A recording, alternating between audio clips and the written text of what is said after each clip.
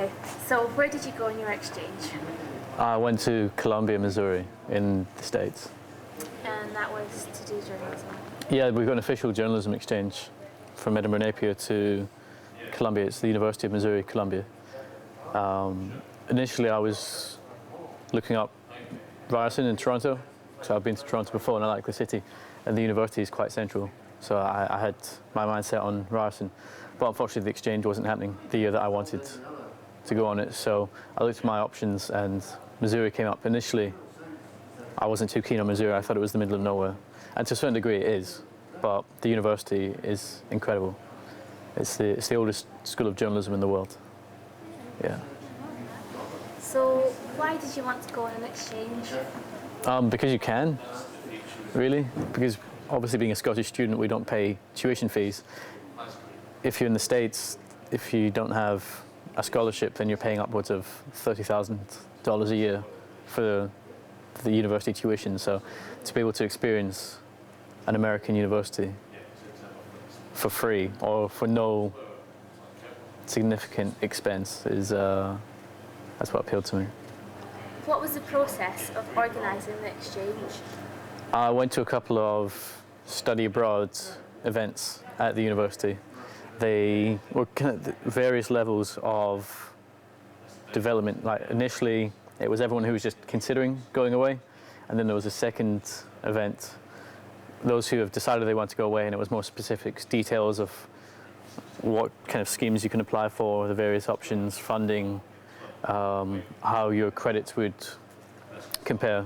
So yeah, it was via Napier, and there's a study abroad office who are very good. So they sort everything out for you? Not everything, but they guide you. You know, it's not a case of they fill in all the forms, but there is a certain degree of stewardship. They have maybe dozens, if not more, maybe even 100 students away on exchange each year. So they're familiar with all the forms, the visa requirements, so they can guide you. They don't do it for you, but they certainly guide you, and they're very helpful. So where did you stay? Did you stay in like some sort of halls, or did you have a flat? I stayed in university accommodation. Unlike Napier's accommodation, it's dorms. So it looks a little bit like a jail. It's really quite a small room, and it's bunk beds. There's the option to separate the bunk beds into two single beds, but the room's so small that if you do that, then you have no floor space. And it's a shared bathroom. It's like a long corridor, similar to a hotel, except every room is tiny. But that was on campus. We were right across from the rec center, the student recreational center, which is essentially a massive gym. There was an Olympic-sized swimming pool, but there was also a leisure pool, which allegedly is based on the Playboy Mansion swimming pool. They had like, a whirlpool and fake rocks and waterfalls and saunas. It was incredible. And an outdoor pool as well for the summer. What's in a drink? So it was literally, you walk across the road and it was there. And that was free for students. But all of our meals were, you get a dining plan. So you state at the start how often you want to eat in the university restaurants. Because we had a Subway, for example, a 24-hour Subway directly below our accommodation. We had a McDonald's on campus. We had a lot of other dining options, but there were 5 main buffets. So you just swipe in, like you have your student card doubles as a food card and almost a university credit card. You swipe in and then you have access to as much food as you can eat. And it was incredible. So it was really well placed.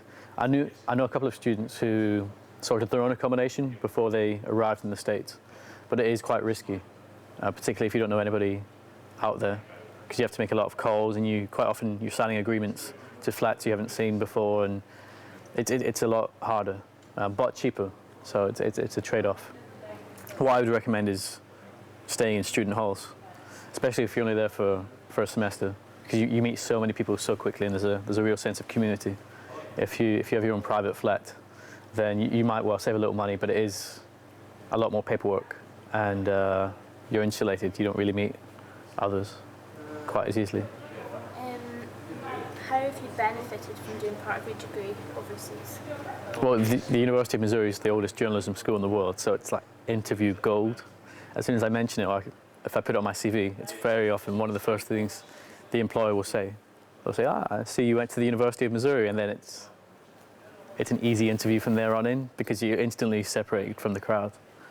I think it shows initiative, and there's a lot of skills that you can tie in, and you can show off a certain degree. I mean, you can say that you went away and not everyone's been away. So, did you achieve anything that you couldn't have achieved in Edinburgh? I went to Las Vegas for my 21st birthday. Yeah, and then I went to LA. I went down to Florida. But it wasn't just the big cities that I visited. It was Missouri's in the middle of the middle, so I saw the real America, or what I like to think is the real America. You know, the small hick towns, all the Bible Belt towns. It was a fascinating insight to learn about the country and the people, because America isn't just LA and New York. There's a lot in between the two. So I learned a lot about the real America, the real people. Even things like Thanksgiving lunch, for example, I spent that with an American family in Kansas, in the middle of nowhere, and that was a real wholesome Midwestern family affair. That was incredible. Do you think there's a certain time in your degree where you should go and do the exchange, like a certain year? I only went for a semester. I think that was all that was offered. But I would definitely recommend it. Year one, definitely not. I don't even know if you're allowed to go year one. But if you are offered, then don't. You need that year to settle in your home university. Year 2 or 3. Second half of year 2, first half of year 3. I went the first semester of year 3, from August until December. So, yeah. Did you feel like you missed out on anything, like coming back here, did you feel like you missed out on anything? No, you realise how little changes. I mean, it's only 5 months. It's not a massive period of time. If I was away for a full year, then maybe I would have missed out. But the couple of things that you miss out on, you more than make up for in what you've gained and what you've discovered and explored when you have been out there. So it's definitely a net gain. So why should people go and do an exchange? It doesn't cost a great deal more if it's a direct exchange. I know that there are a couple of schemes that you have to pay tuition fees and things, so look at the small print, but a lot of the exchanges don't cost quite as much as you expect. And they don't have to be in America or Australia. There's a lot of very, very exciting exchanges much closer to home. Denmark, I know the journalism school's got a link with Aarhus in Denmark. But yeah, you don't have to go far away, and it doesn't have to be expensive. Because obviously living in Edinburgh, you're still paying rent, food, that sort of thing. So it's not quite as expensive as you think. And it's CV gold. But do you think, how did you afford, living? Because if I didn't, I didn't have a job in Edinburgh, I'd be, screwed. So that's why I couldn't go to America. Yeah, I worked hard the summer before. I mean, I left in August. So I worked really hard from finishing up in May. I worked full time. So I had a nest egg. My parents offered to give me some money, but I wanted to do it independently.